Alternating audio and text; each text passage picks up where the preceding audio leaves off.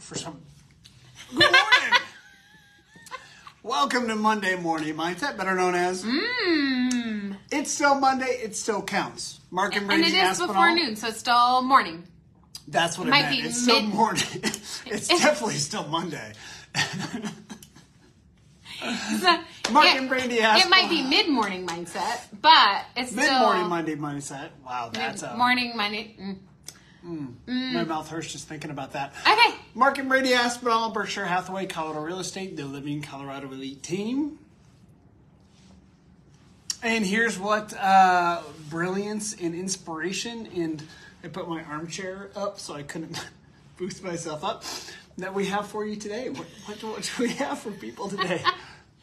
Well, Mark and I were just chit-chatting this morning a little bit and just talking about some things that are going on in our lives as we are, kind of headed towards the fourth quarter, what that looks like to wrap up the third quarter, where we're at in our lives, the things that are happening, aspirations, dreams, goals, all of it. Just kind of a meeting of our minds and seeing where we're at. And for me, I know we kind of have two separate things we are looking at for our mindsets this week. However, they really go well together. And so really mine is releasing control over some areas in life and trusting others to take that and run with it, and just being okay with that, because I find myself exhausted. I find myself taking control of all of these other things where I know people in my life and whomever is either on that project or in that committee or even with Mark in real estate, I know they will do a fantastic job. It's not that they aren't capable of it. They will probably do it better than I would do it. I just have a little bit of a control issue. When it comes to that, and so really sitting with myself, thinking about how I can release that to relieve stress off of my life so that I can improve personally and move into areas that I need to be moving into, while letting the people in the areas that I release thrive where they need to thrive. And it's better for all parties involved.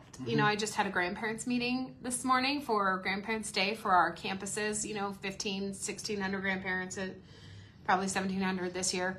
3 different campuses, and it is set. And the team that just rallied to come together for the leads at each campus, and I'm chairing the board, and I kind of sat back and was like, okay, now what?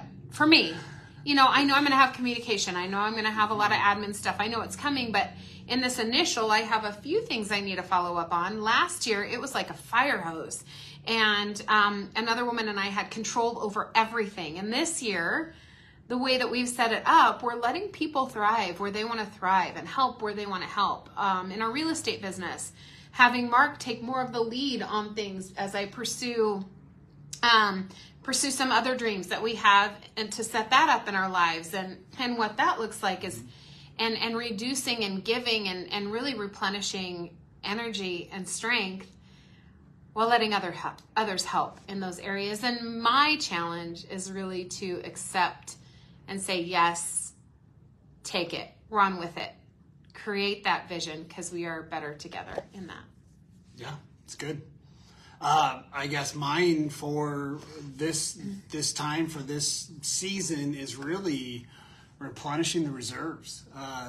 We had some health stuff a couple of years ago, and after that, I went full from kind of one role to the next and just jump in full force, and didn't honestly take the time that I need for myself to make sure that I could function on all cylinders. And so you hit this point where after enough things happen, it's kind of, after the tragedy, you know what to do in the tragedy, and then after that is when things fall apart, because you've spent all your reserves. You're spent on life, period. And if you don't take the time to fill that back up, you just kind of go around halfway for a while. And I've basically been doing that the last 3 years.